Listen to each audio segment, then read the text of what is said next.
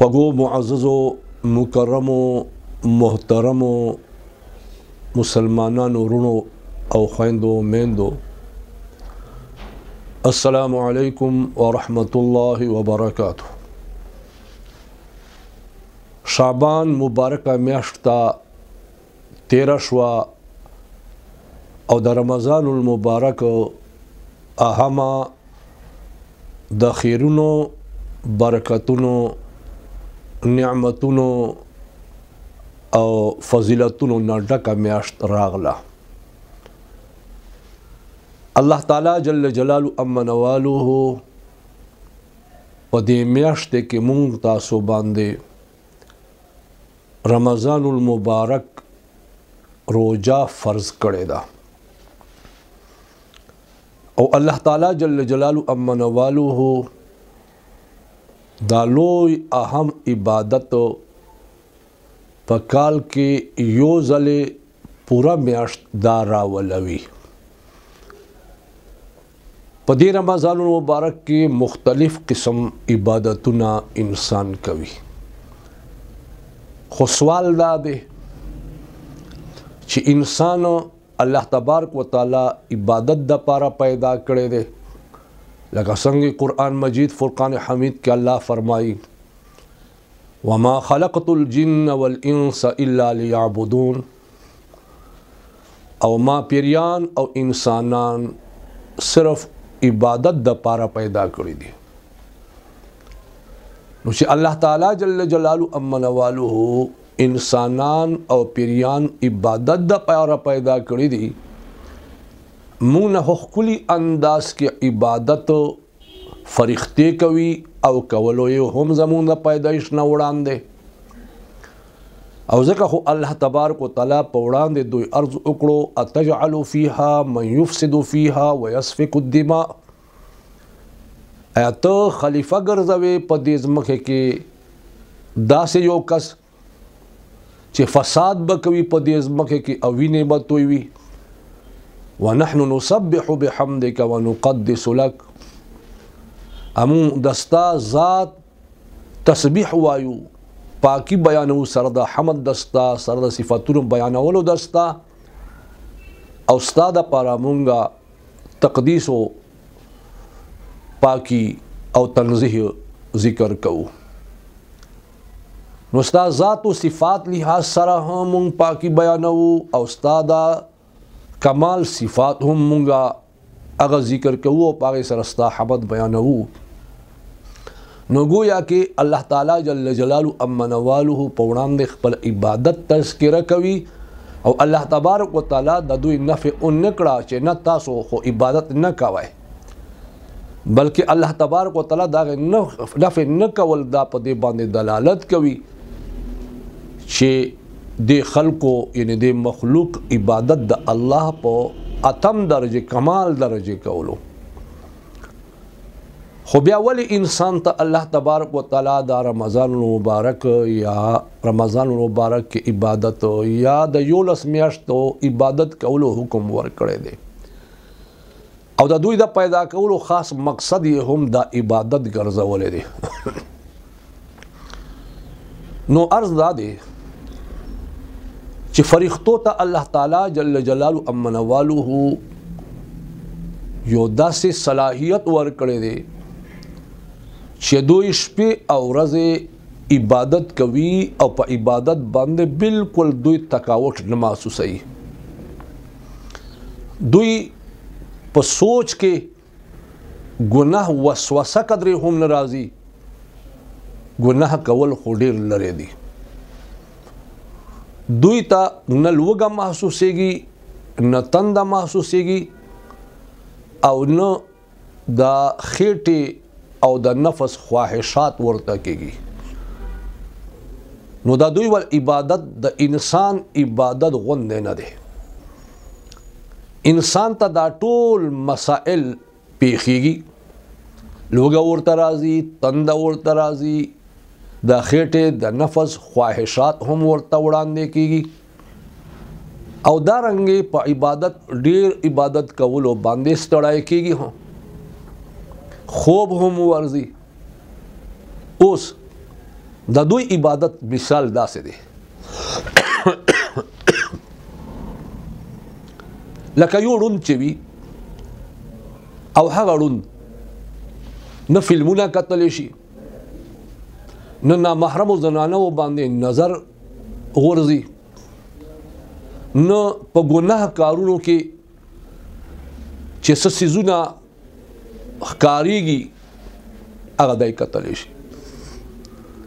نو دا کس چې د ګناه نه د نظر ګناه نه ځان بچ کړی دی دی که دا ګناه کتل وغواړي نشي کتلی یو بل سترګور دی هغه یوه نامحرمه زنانه وکتله یو فلم یې وکتلو یو غلط څیز یې وکتلو چې هغه ته شریعت کتل حرام کړي وو او ده فورا قل للمؤمنین یغضوا من ابصارهم دا آیت په زړه کې تیر شو چې الله تبارک وتعالی پیغمبر علیه الصلاۃ والسلام ته فرمیلی دي چې اے پیغمبر مؤمنانو ته ووایا چې دوی دې خپل نظر ښکته کړي نو د چې ګناه طرف ته نظر تلو فورا یې سترګې ښکته کړلې اوس د دې سړي د ګناه نه بچ کېدل او د ړانده سړي د کتلو ګناه نه بچ کېدلو کې فرق دی ړانده کې استعداد نشته ده چې دی ګناه وګوري لہذا د ته په سترګو ښکته کولو کې ثواب نه میلاویږي او سترګور کس ته په سترګو ښکته کولو کې ثواب میلاویږي دارنګې فرښتې هم دي هغوی کې د ګناه استعداد نشته هغوی کې د خېټې د خواهشات نفسانیه استعداد نشته هغوی کې د عبادت پرېښودلو استعداد نشته لہذا د دوی ول عبادت دون اهم نه دی لکه د انسان ول عبادت چې ضروریات زندگی ورته پیښتي مشکلات هم ورته پیښتي موانع هم ورته پیښتي له عبادت نه ادای بیا هم دی باوجود هغه سيزونه اخوا کړل او عبادت کې مستغرق شو نو اوس د دې سړي عبادت دا ډېر لوی اهم دی نو مطلب مې دا دی چې فرښتې هم عبادت کوي او انسانان هم عبادت کوي خو د فرښتو او د انسانانو عبادت کې شپې او ورځې همرا فرق دی د اسمانونو او د ځمکې همرا فرق دی دې په بنا باندې الله تعالی جل جلاله امنواله انسان ته په عبادت باندې دومره لوی ثواب ورکوي چې هغه ثوابونه فرښتو د پاره نشته ده او دا ثواب د شمار نه تیر دی په یوې وړې وړې نیکۍ باندې الله تعالی جل جلاله امنواله دته لس نیکۍ ورکوي په یوې ښېګړې باندې الله تعالی جل جلاله امنواله لس نیکۍ ورکوي معمولی قدر د الله په لارې کې دی خرڅ کړي یو څیز الله تعالی جل شانو خواته مقام دا هغه لسو نراوالا سلو پورې سلو نراوالا وہ سو پورې بلکې دین هم الله تبارک وتعالى زیات ثوابونه ورکوي وجه دا دی چې د عبادت د پاره موانع او رکاوټونه شته ده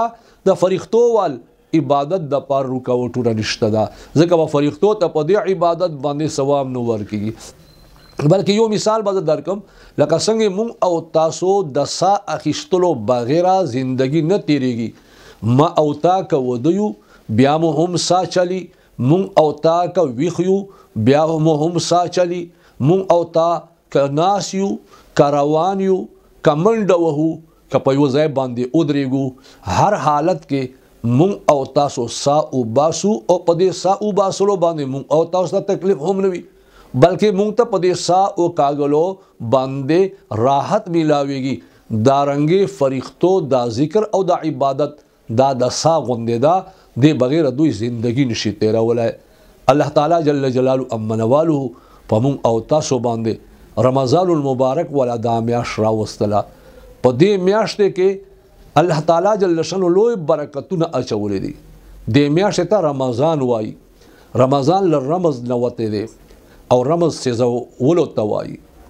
نو تاوده کاڼي باندې چې سړی ودرېږي او وسېځي دې ته وایي. خو رمضان دې میاشتې ته ځکه وایي چې په دې کې هم د سړي څونه ګناهونه وي الله تعالی جل جلاله امنواله د دې رمضان المبارک عبادت په برکت باندې د دوال د ګناهونه سیزوي او الله تعالی جل شانو د پاره د رحمت برکتونه نازلوي. نو یو لس میاشتې انسان په تجارت کې په زراعت کې په قسم کاروبارونو کې مستغرق وي. دغه یو لسو میاشتو هغه دنیاوي کارونو کې زیات متوجه کېدلو په بنا باندې په دغه غفلت راشي. نو هغه غفلت په بنا باندې ایمانی بیټری کمزوري شي. د ایمانی بیټری چارج کولو لپاره الله پاک په کال کې یو میاشت راوسته ده چې هغه ته رمضان وایي او هغه سره ګناهونه بیا سړي معاف شي غفلت یې ختم شي او الله تبارک وتعالى خپل ځان طرف ته بیا متوجه کړي. الله پاک دې دا رمضان المبارک په موږ او تاسو باندې په خپل عبادت سره تیرو فرمایي. واخر دعوانا الحمدلله رب العالمین.